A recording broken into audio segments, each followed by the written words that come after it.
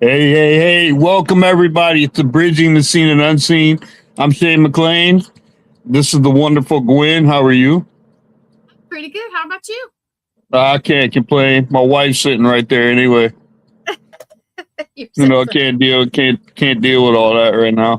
You know, can't deal with all that. I But got you. it's really great to be here. It's really great. I appreciate everybody that comes on and watches. Tonight I'm very excited about this one because this guest that I have is an actor. He's a movie star. He's a director. From what I understand, he used to be a paranormal skeptic, and I think I think those are some of the best ones to have because like I think inside my head I'm like, you do horror movies and you don't believe in ghosts? Like, how does that even work? How does that even work? Like you can go behind the screen and kill people and do that, and then they show up as a ghost in there, but you don't believe in ghosts in real life, but hey, listen, but I'm glad that he does the research now because like I like I said, I've been chasing this thing since I was 10 years old, and I just want to know the truth. And I'm excited about having this guy. So maybe he can tell me. Let's bring on David J. Paul. What's up, buddy? Hello, hello. What's going on? Thank you for having me, Shane. Yes, sir. It's first time we're actually meeting right now, and I heard good things about you from the one and only Gwen Johns over there. So, yeah, she's great. She's great. Yeah. She's great. She could actually probably be in movies too. Well, guess what, Shane? We're working on it. Oh, look at that! Look.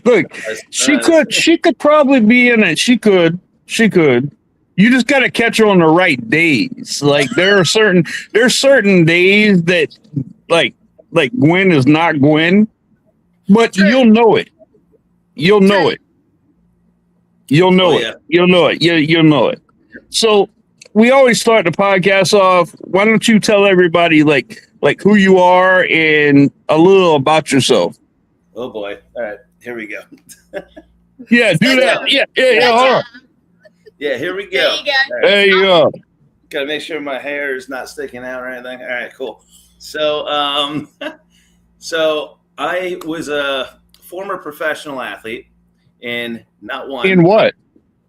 Two different sports. I was out in LA. I went out for the CBA basketball team for the LA Clippers in 1995. Oh, wow. I was a three-point shooter specialist.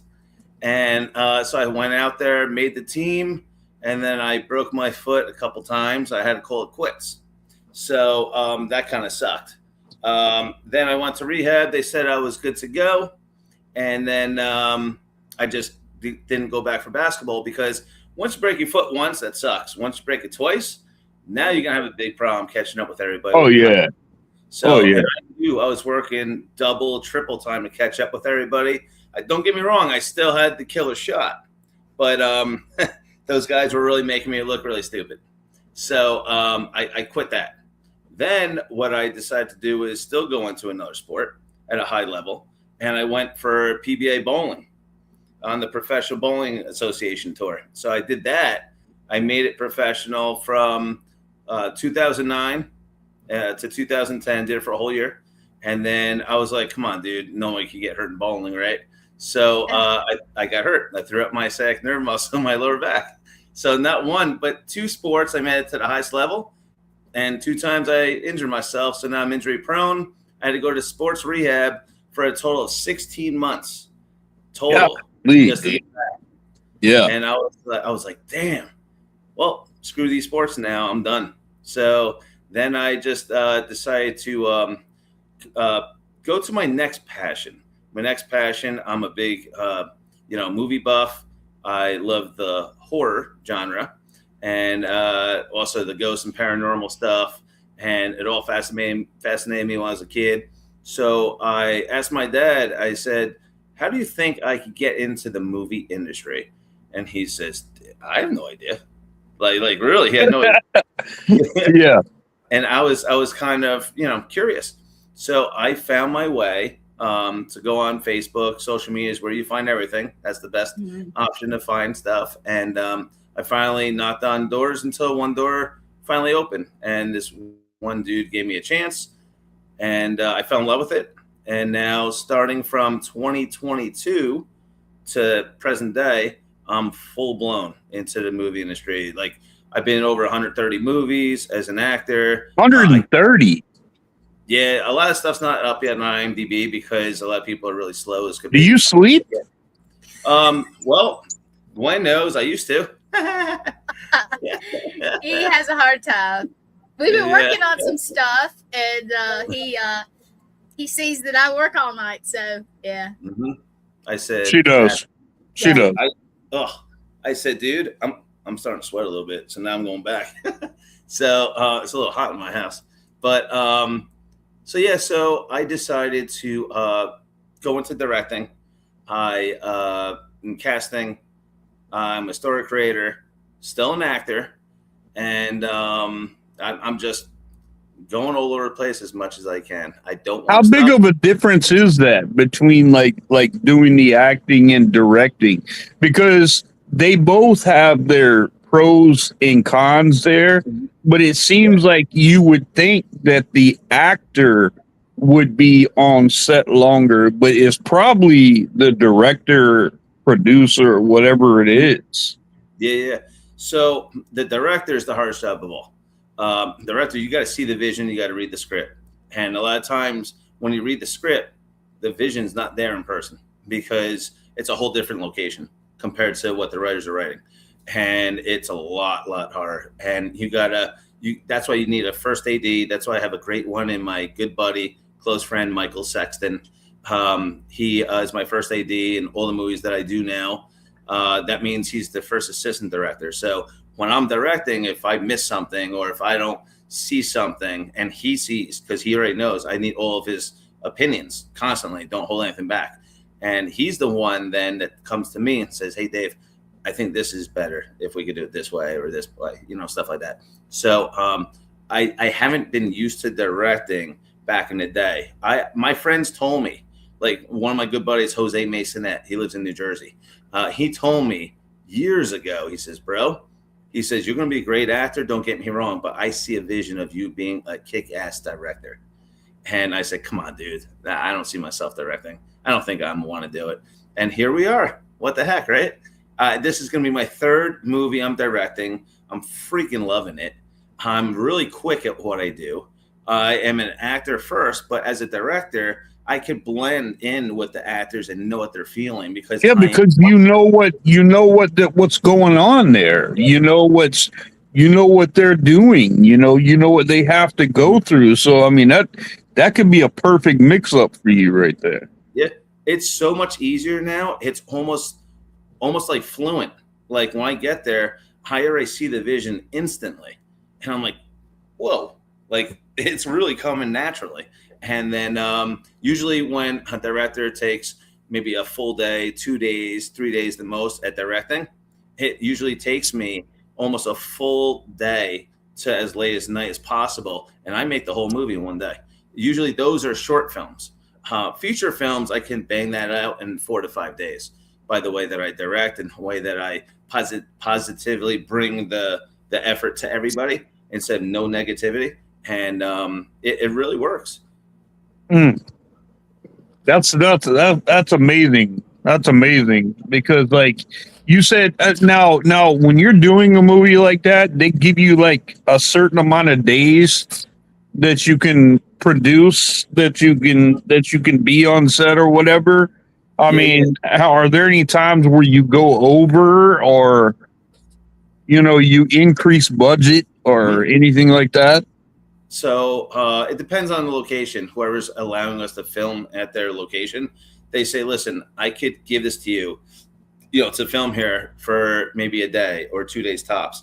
and these are days and times and how long you could be here. So with that little time that they're giving us, I have to look at the script one more time, and then I got to get all the actors together, everybody that works with me, and say, listen, we don't have a lot of time to do all of this. So this is what I want to do. I want to go from A, B, and C in that order, but then bring something else to the table that it makes sense to fill out the whole story in a lot quicker time, instead of, piece by piece by piece going into order. A lot of people, when they do that, they're way past their normal time, and that's why they got to come back another day, and it's going to take months probably until you get approved again to be at that location. So, like I told good old Glenn over here, I said, is that why you always see directors like getting aggravated with the actors because they have to continually like do a scene over and over and over and over again? It gets frustrating because when you have a time limit, right, you got to really know your stuff the best you can, because by the way, Daryl, say hey to Daryl. Hey buddy, how you doing, Daryl? Like, that's one of my dudes right there. He's awesome. He is a movie actor. He is making his very first ever full-length feature film. He's directing. Oh wow! Congratulations, Daryl. He's directing, casting, acting, story creating.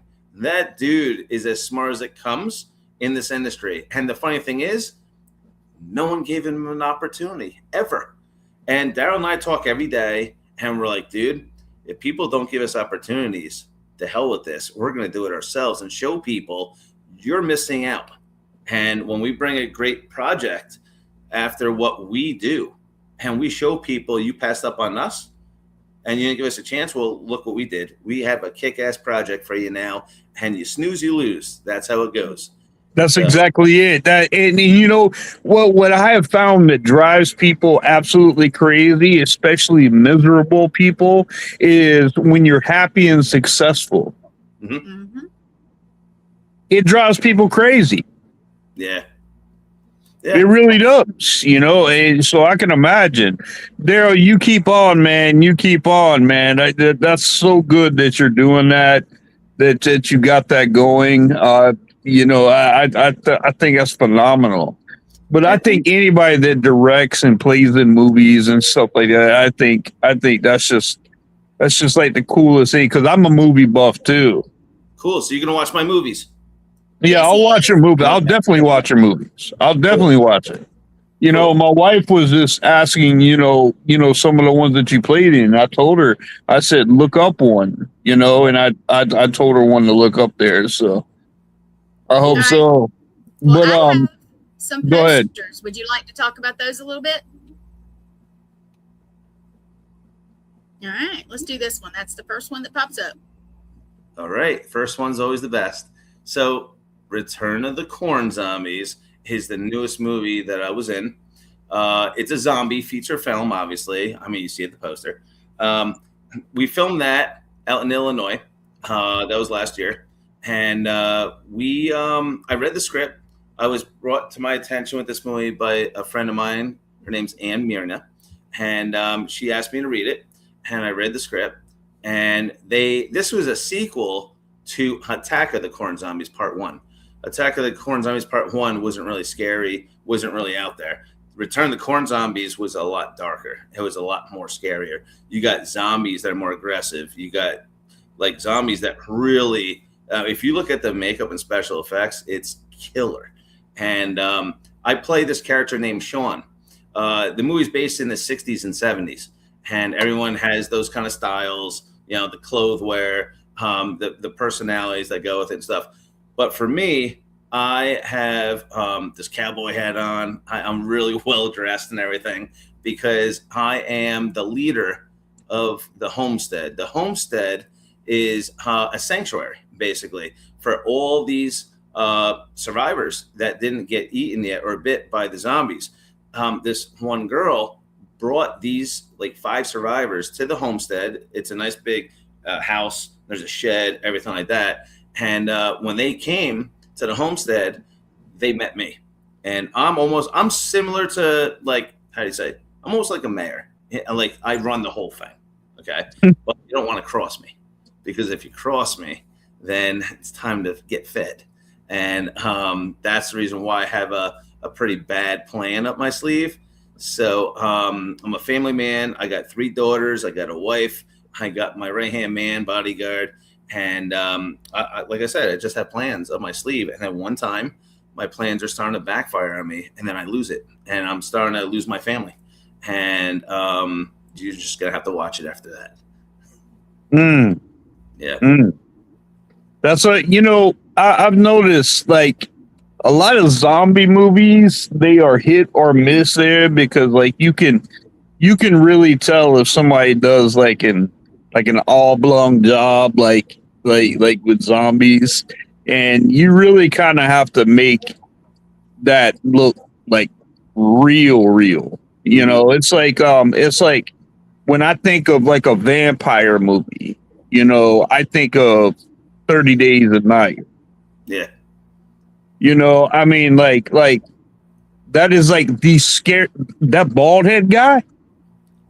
That's like the scariest of vampires that you can get right there. Yeah, he's pretty scary. Yeah. I mean, like all of them are, and the way that they talk and stuff like that, and their teeth. I like how they did their teeth and stuff like that. I mean, but I mean, they really put something into that. They wanted their vampires to really look authentic, and they did a great job. And I've noticed that about zombies. Like I've seen some that just look like you can see the skin underneath, like if their skin's coming off their face, like you can see the skin that's their regular skin. And I'm like, that just throws it off right there. Because if somebody really looks at them, they don't look as authentic as you would think they would. Mm-hmm. It's a lot scarier when you see them up close, when it looks legit. I had the feeling, and that was pretty cool, when I came out of the house that I was studying my lines for. And our PA says, "All right, Dave, we're up now with you. Let's go get you out there." So I'm like, "Cool." And I'm walking out there, and the PA says to me, "So the actors, they want to take pics with you and act around like there's zombies around you and take pics with you. I hope you don't mind." I'm like, "No, that's cool." So I go up to them, and they really got into characters. One of them scared the shit out of me, actually. Not bad. I'm like, "Whoa, dude!" Like. And then after that, I forgot my line. I had to go back and say, "Script, please." And I totally forgot everything. He freaked me the hell out. So now, how long does it usually take to get if a person sits down, like if I were to sit down and you were to make me zombied out like that, how long does it usually take a makeup artist to do that, to really get it? Yeah. So the real good ones, they probably get you in really good between like 40 minutes, an hour tops. Yeah, sometimes if you already have your costume made and you want to wear your costume, then it's so much easier. It will get done faster. All we got to do is put latex on you, douse the makeup, the blood, all that stuff. So it'll be a lot faster if you provide your own costume and stuff like that to do that. Yeah. That's interesting. That's interesting because I think like some of them, and I think like can you imagine like Predator? Mm-hmm. That costume, I don't care what anybody says, that costume has to take so much time to put together and put on, especially like for the face to open up like that. Yeah. Like I mean, it's crazy the stuff that they can do, but it's also magical, and that's what makes these movies good like that. Well, that's where the acting comes in underneath those costumes. You got to make it all believable for everybody to scare the shit out of you all, and then we go back as a winner.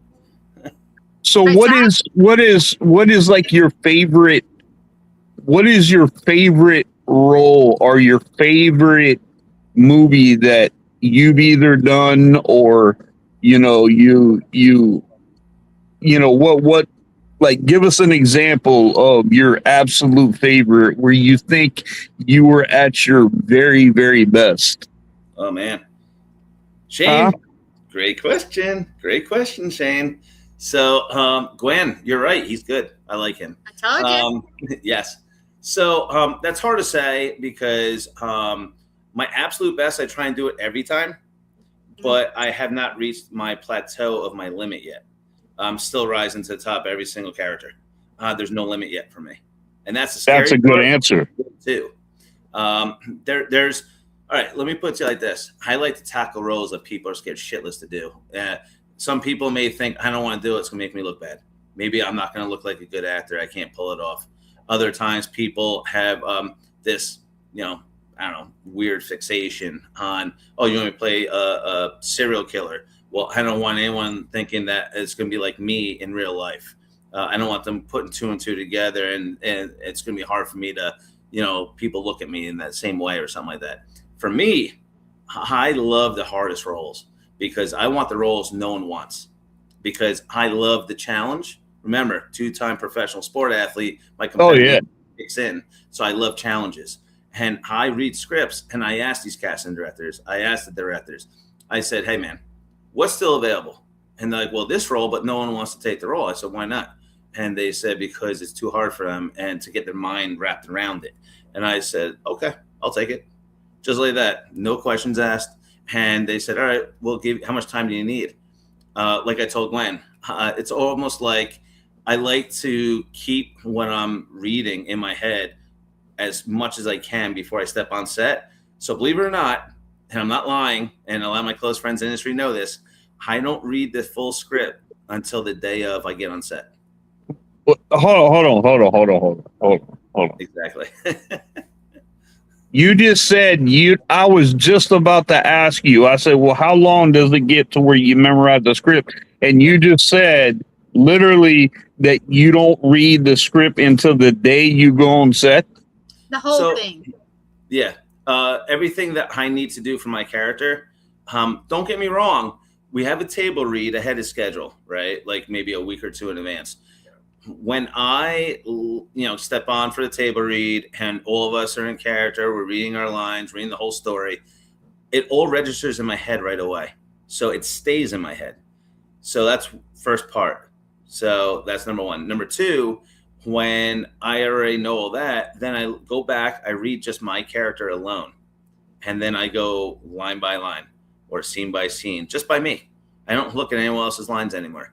And then once I have that in my head and I feel the characters in me already, and then I don't do anything else. I wait till the day of. I don't want anyone to bother me. I don't want anyone to get this out of my head. And then I walk on set as the character is in my head already. And that's so great. That's awesome. That's awesome that you can do that.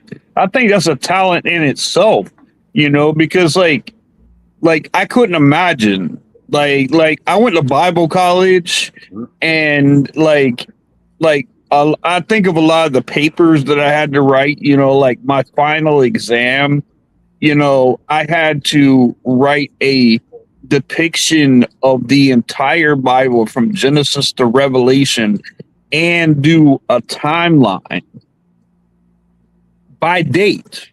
Mm-hmm. So the timeline's going to be different than what your explanation from Genesis to Revelation is.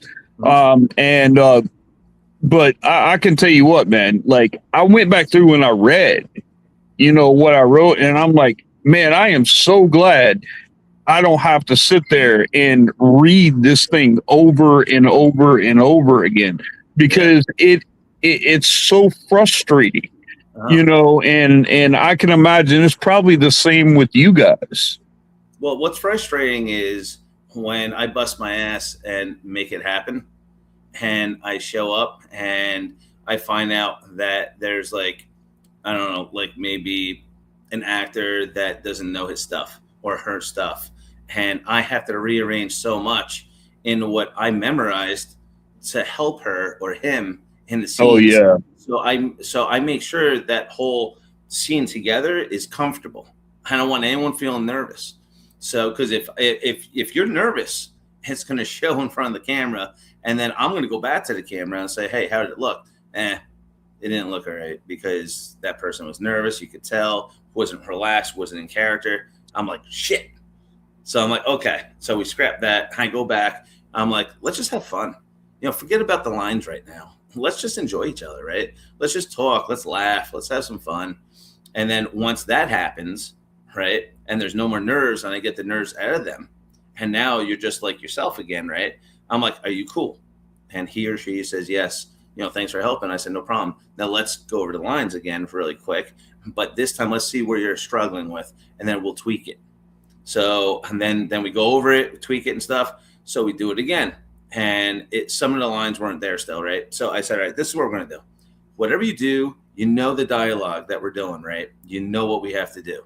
So what I want you to do is improv it then. Just make it your own. But whatever you do, this is very important, end the same line at the end of how it's written, because that's when I know my cue has to come in now. So as long as you improv it, I don't give a shit. As long as it looks good and sounds great and it's very believable for the audience, do it. I don't care. But the dialogue, what has to be done and what your character has to do. But you're answering like my next questions, like before I even ask, like you're in my head or something, because I was going to ask you, how many times do you have to go off script? And you just basically answered that and gave me more information with it. Yeah. Are you psychic? Well, Glenn knows. Interesting. We talked about it. So Yeah, let me give a shout out to Daryl for a minute. Give me 1 second. This is what the movie he was talking about. It'll pop up. There it is. That is the At one, night they come. Well, now, see, I have a smaller screen because I'm on my phone. That says "At night they came," right? They Well, it's come. called At Night They Come. My friend Daryl Goldberg made it. He's already over an hour into the movie, filming it now. It's about a sci-fi alien abduction movie where Daryl's character is named John Mercer, and he gets these weird things that are happening to him. Like, What'd you say his name was? John Mercer? John Mercer, that's the character. Dude, that's like an awesome name for a movie star. It's like my name. My name is Shane McLain. Now I could either be a porn star or I could be a movie thing, I mean, like my name rhymes, but thank God it's not something like John Wayne McLain. Can you imagine having a name like that? Well, I'm starting to see the resemblance of rhyming here. That's for sure. Yeah, I believe me. I mean, I love the name Shane because there's not many Shanes anymore. But when I was growing up, man, like you know how many times you get kids coming around and they're like, "Oh, Shane McLain." Yeah, I'm like, yeah, that's me. I don't think I developed the whole thing about being a porn star until later on, though. Let's not even go there. Yeah, your wife's right there. You don't want to get slapped. Oh, I've told her that. I've told her, and then, of course she gives me this look like, really? That's what you think of when you say your name? You think of being a porn star? Well, I mean, come on now. I mean, if you clicked on it, you're like, hey, there's Shane McLain. Shane McLain, the porn star. Oh yeah, Daryl is saying you are playing an alien TV show host in his movie. What is it? Yeah. An alien TV. I was talking to an alien TV show host. Yep. An alien TV show. That's very interesting. So Daryl, he gave me the role. I played the second lead role in the movie behind Daryl's character, and he gave me this role of a TV show personality host.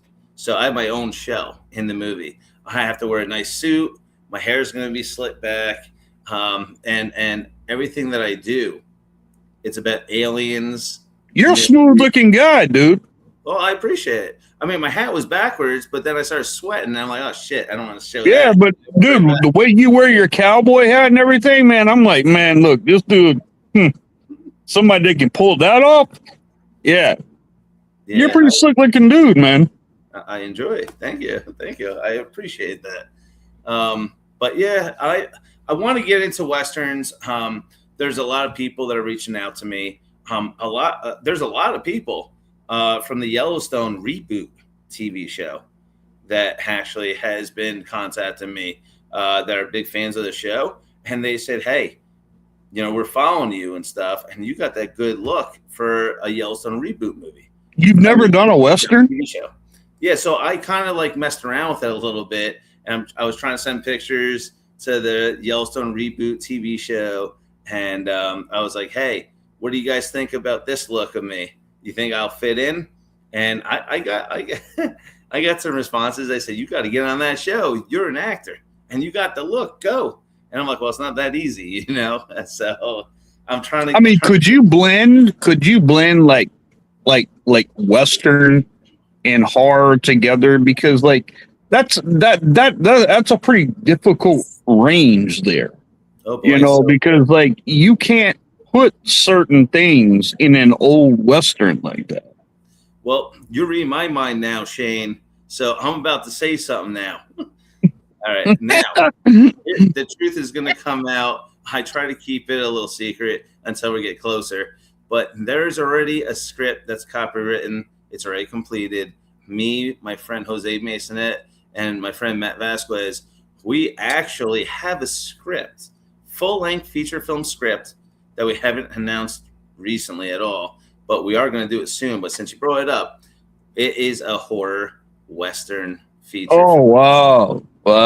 That's interesting. It's called Sunset. It's called Sunset Showdown. That's what. Yeah, I don't want you to give that away because I mean you're just now putting this out. My next question would be like what would it be like in horror right there? Like I can see like in old Westerns, like if it was more paranormal range. Uh-huh. Something like that, but like, I don't know. The only way that I think that monsters could come in or, zombies could come in is like, cause in the West back then, they used to have a bunch of things like outbreaks and stuff like that, where they would, but I mean, I'm sure you got everything to where you. Yeah. I mean, we got the monsters in it. It's a little surprise that I don't want to give away. It's a spoiler. Yeah, don't. Yeah. But it's a really good story. I'm thinking about trying to talk to people, see if anyone wants to pick up the script. Maybe we could make it happen by next year sometime. But it's really, really good. If people like Westerns and horrors. And we combine the two in this. Oh my God, it's a really good story. It's copywritten. I could give it to any of you guys to read. It's no big deal. It's already copywritten. So it's not like anyone could say, hey, it's your idea or your idea. You can't. So it's no big deal. So yeah, that's it. Send it to you if you want. I think that'll be awesome. I think that would be, to mix Western like that. I think that would be now, they have a couple films like I just watched this one. Was it Michael Jordan that played in it? Not like Jordan, the actor Michael Jordan. Sinners, the vampire movie. Yeah, like something like that. Mm-hmm. Like when you first watch that, when you first see it and you don't know anything about it, like there's nothing scary about it. And then everything happens at one time. You know what I love the most? I love it that it's based in the South and you got that whole badass vibe. And when you just think, hey, we're just having fun, going out in the middle of nowhere and just having drinks and dancing and singing and everything like that. And all of a sudden, you get a knock on the front door, and then you got three weirdos that come out, and then you find out that they're actually vampires. Oh my Yeah, they God. try to get you outside. That was awesome. Because Yeah, they really did a good job on that movie, man. Yeah. See, the thing about vampires is you got to invite them in. They can't just walk in, right? So that's the good thing about that movie. Everyone says, "Oh, don't invite them in. We don't know them. Just you stay out there." So and then every time when people go out there, that's when you get eaten and you turn into a vampire and stuff like that. So I love that. And by the way, I have 3 vampire movies that I'm going to be starring in coming up in the next year and 2. So that's why I'm growing my hair out long. Are you gonna be a vampire? Mm-hmm. Oh. Yeah. And I know somebody that can make you fangs in New Orleans if you are daring to show up. Yeah, hey, that's that. Do you ever go to these Paracons? Do you ever go and like put stuff out?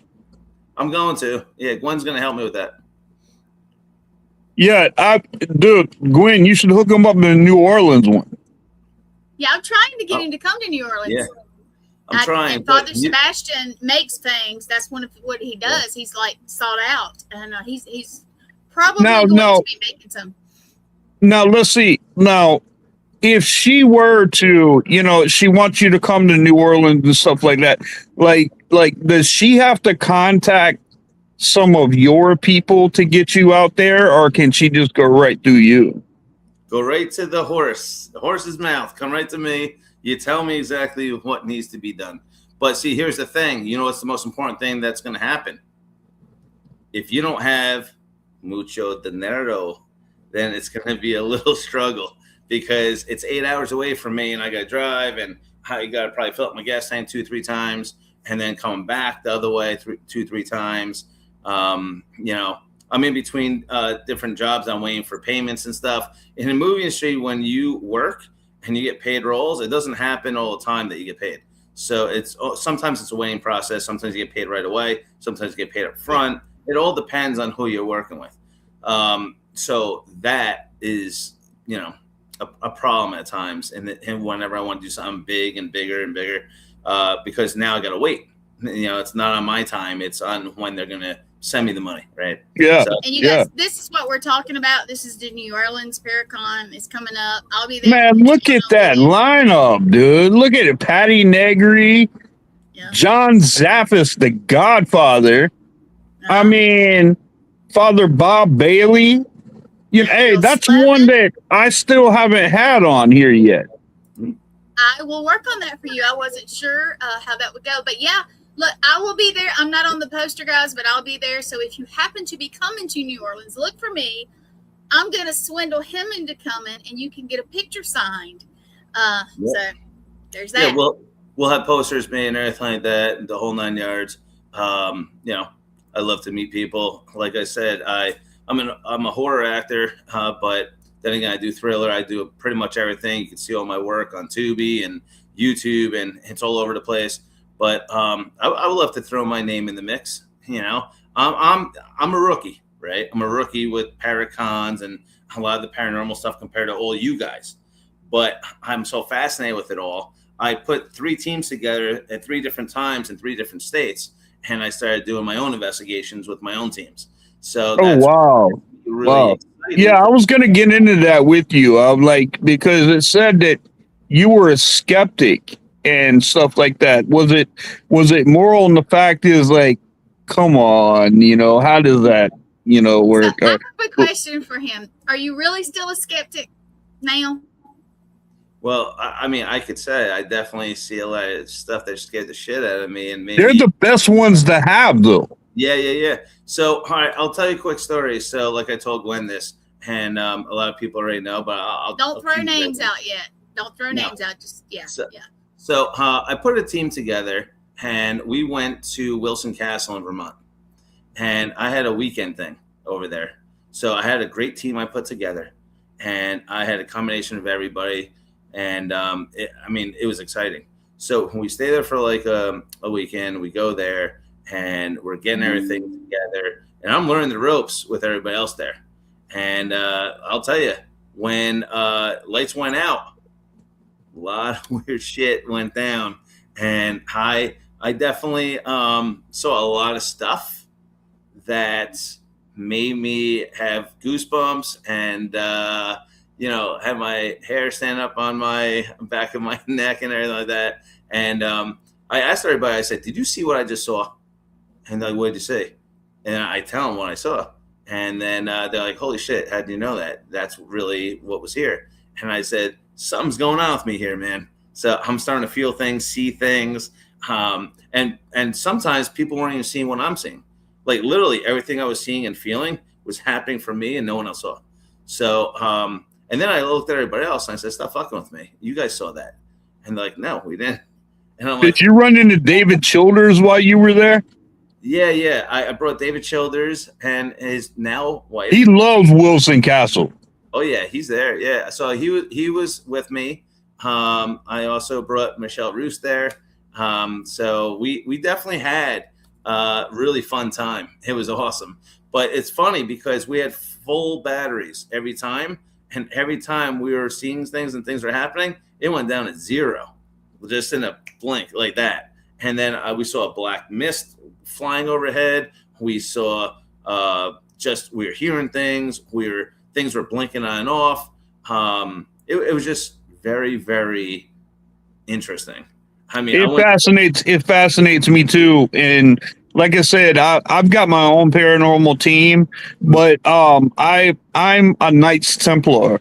Mm-hmm. I'm a Knights Templar, and I'm also an Archbishop. Through the Knights Templar. So my wife and I, we work cases to where people are having paranormal experiences in their house, and things like that. And then we go and we help, evacuate, mm-hmm. The spirits that are there. So, I mean, I'm not a paranormal clergy. I'm a clergy that works in the paranormal. But I appreciate the paranormal. I had my own experiences. I had my first experience when I was 10 years old where I saw my grandfather. And then like a couple weeks after that, other stuff happened that was in my grandfather's room. And I've been fascinated with it, because let's be truthful, man. Like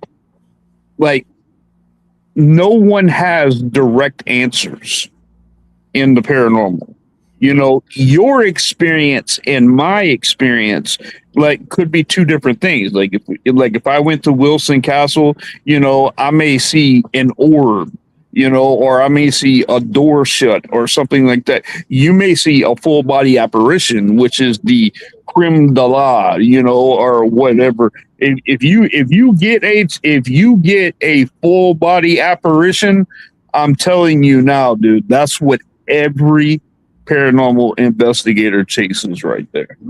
Yeah, it's fun stuff, man. I'm a history buff, so I would love to do stuff like Civil War, Revolutionary War, the Old West, the Wild West, Rome. I love all that stuff. Oh, Rome, man. Yeah. That's I love that stuff. Yeah. I mean, I like the fact is it goes like Babylonia, and then Persia, and then from Persia to Rome. Yep. And that's where Jesus is born, and that's the reason why the Jews don't even believe that Jesus was the Messiah, because in their minds they're thinking, okay, the Messiah is going to come blazing through the sky on a white Pegasus horse, and he's going to come and he's going to overthrow the Roman government. Mm. And it was nothing like that. Yeah. So it interests me too. I'm more of a theological base, when it comes to history and things like that. But I appreciate it. I do. I appreciate it. And I think Rome is probably one of those places that like I've always wondered, like in Egypt and stuff like that. how in the world did you get a bunch of skinny Egyptians to move them blocks? Yeah, yeah, it's true.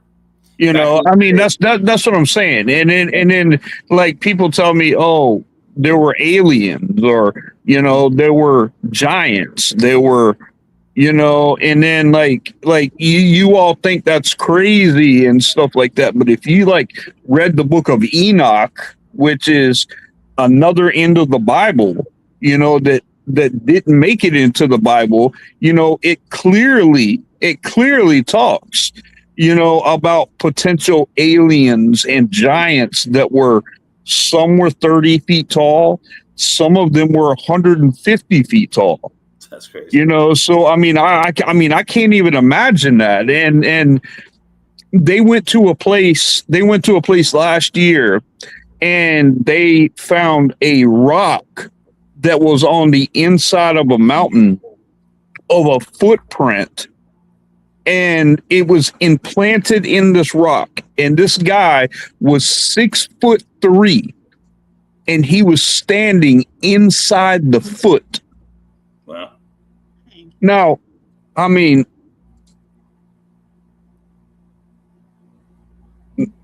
I can't even imagine that, man. You know, I can't even imagine, you know. I mean, I'm 5'7" on a good day.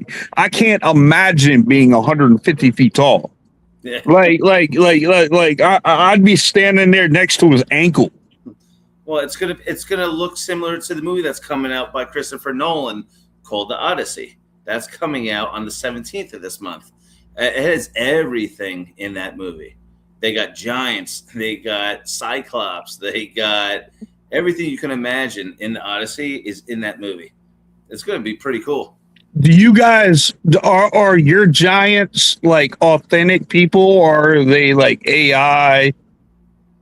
Well, I mean, now more and more people are starting to use AI and doing stuff that makes it more, you know, realistic in a way. And It's convenient. don't like that because they want it to be authentic, and they feel like you're cheating the system in a way by everybody else doing all the hard work. And now you're taking the shortcut by just doing like computer stuff.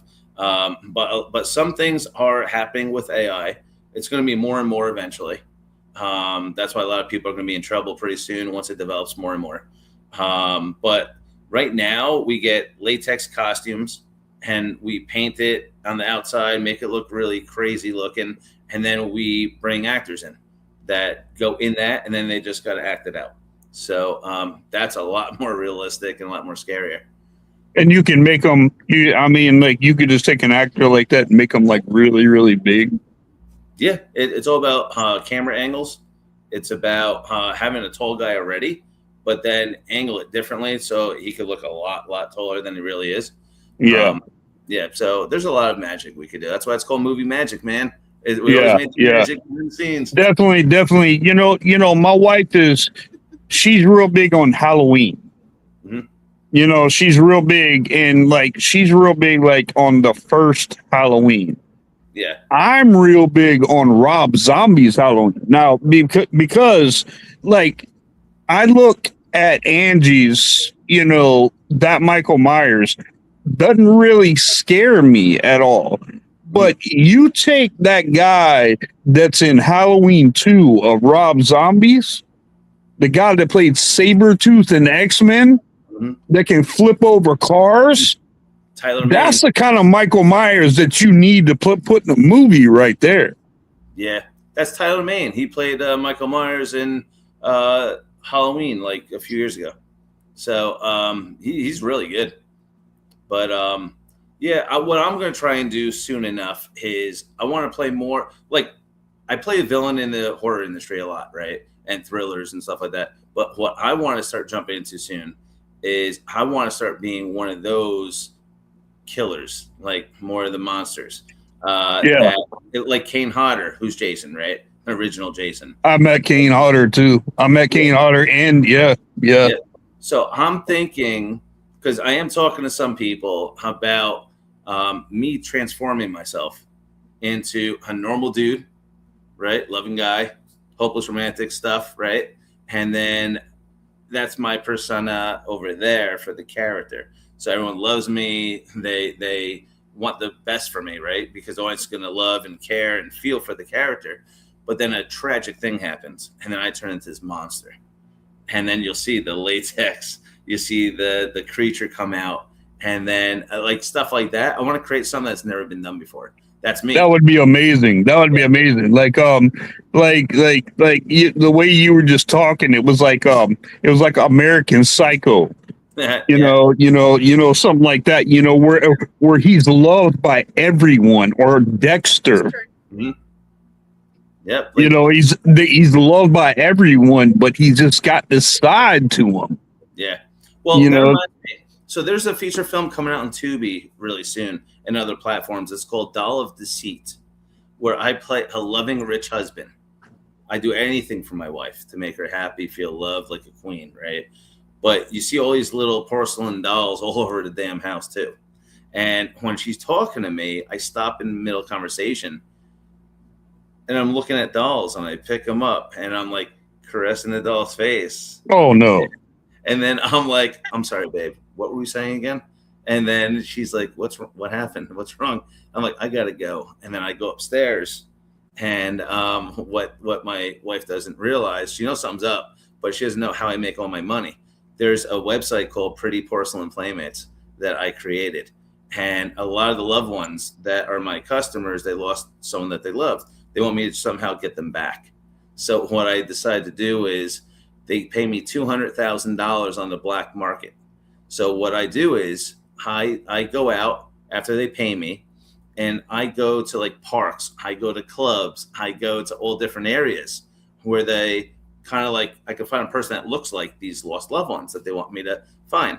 So I kind of like seduce them, or I sweet talk them, and I make them trust me, and then I kill them. And then when I kill them, I cut them up into body parts of doll body parts. So it's a human doll, but part of their body parts is in the doll. So, okay. Yeah, I get it. Yeah. You got your loved one. Kind of like a house of wax kind of situation. Yeah. Exactly. But cuckoo head in this character, I'm a serial killer at night. No one knows. That's how I make my money. So I got to keep the secret. So when you watch the movie, loving rich husband during the day, and then at night, serial killer. And then I have to, obviously find these lost loved ones that they want, but turn them into dolls. And then I send them back to them as adult-sized versions. And that's crazy. Yeah. That'll be good. That'll be good, though.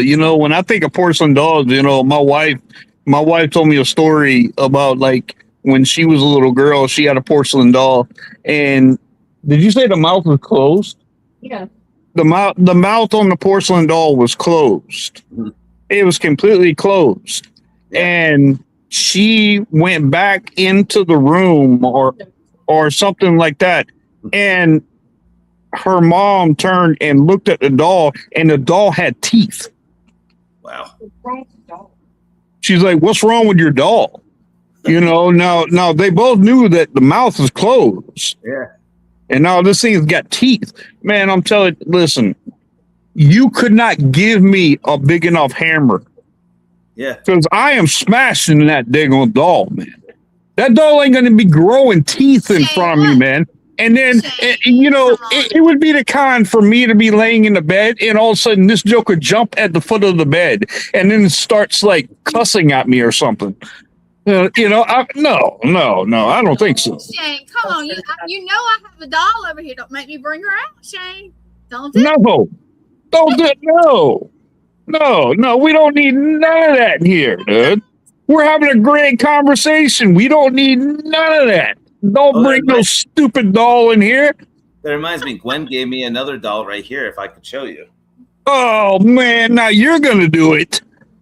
No, I was kidding. She didn't get it. So, David, why don't you tell people? Won't you tell everybody, because we're getting short on time? Why don't you tell everybody how to get a hold of you? Your social media handles, stuff like that. All right, hey, ladies and gents, here's my direct cell number. No, I was kidding. Let's dox him. Dox this guy. obviously Facebook, right? David J. Paul. I'm sure Gwen will show everybody how to find me on Facebook, and I'm on Instagram. Just go to David.J.Paul, and that's where I'm at as well. I have a TikTok page. So I pretty much like to stay awake in the world as often as I can for everybody and show people what I like to do and stuff.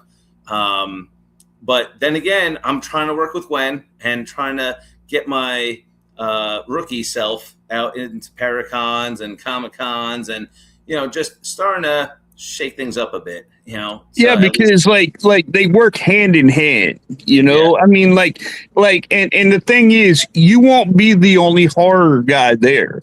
Like when Okay. you go to these Paracons like that, like horror people love to go there. So I Yeah. mean, you'll see Jason dressed like, you'll see zombies, you'll see all kind of other stuff there, Yeah. But then you got your paranormal investigators and stuff like that there. So I mean, they work hand in hand, so you'll fit in perfectly in there. Yeah. Well, I appreciate it. And I'm going to start doing this little by little, get my feet wet a little bit more. And I like I said, I have a lot of movies that's already out right now. We'll get posters out there. I could sign them. I could take pics with people and stuff like that. Have a great time. And you never know. I might even find somebody that maybe comes up to me, I have a good vibe with, and maybe I could give them a one-time only special of having their own self come on set. And Whoa. yeah. Interesting there. You never know what could happen. Yeah, it could happen. David, thank you so much, man. You have been an awesome guest. I really appreciate you taking your time to come on and spend an hour and talk with us and stuff like that.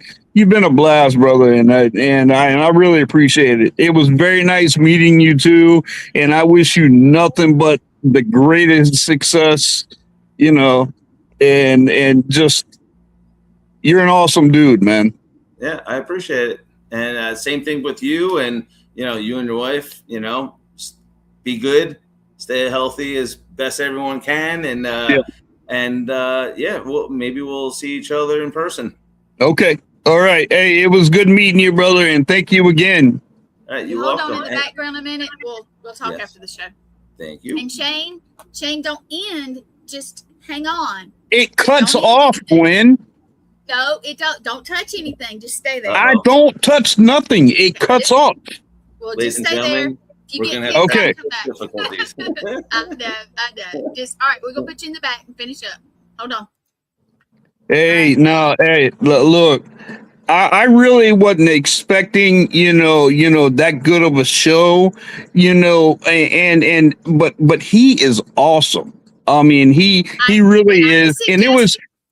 Yeah. Especially for somebody like last minute like that. I mean, no, he really filled the shoes there. And I mean, you guys look him up, man. Look up David J. Paul.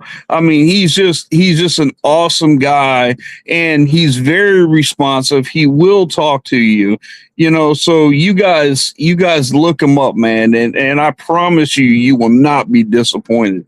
Well, I thank each and every one of you for coming on here, being a part of it, commenting, doing what you do. And I thank you so much. But you guys stay safe, be blessed always, and stay spooky, people.